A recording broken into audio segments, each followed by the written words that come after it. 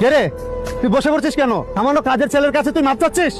তোমরা আমাকে প্রতিদিন বিরক্ত করো। আমি কিন্তু টিচারের কাছে কমপ্লেইন করব। কে বলবি বল, আমাদের কোনো কিছুই যায় আসে না। খুব ভালো লাগে ফ্রিজিং করতে না ঋতু।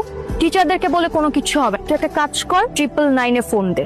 তোদের সাহস অনেক বেড়ে গেছে তাই না? দেখ, আজকে তোদের কি করি। Hello madam. গোলাম, জি ম্যাডাম। আমাকে ভার্সিটির কয়েকটা বখাটে ছেলে অনেক বিরক্ত করছে। আমি আসতেছি ম্যাডাম।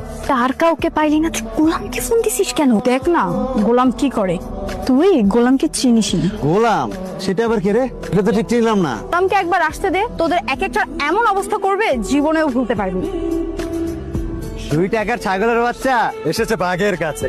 আয় ছাগল। এতক্ষণ তো ডিস্টার্ব করেছি, এখন চুমু খাবো। কিসে ভাই চুমু দিবেন মানে? হ্যাঁ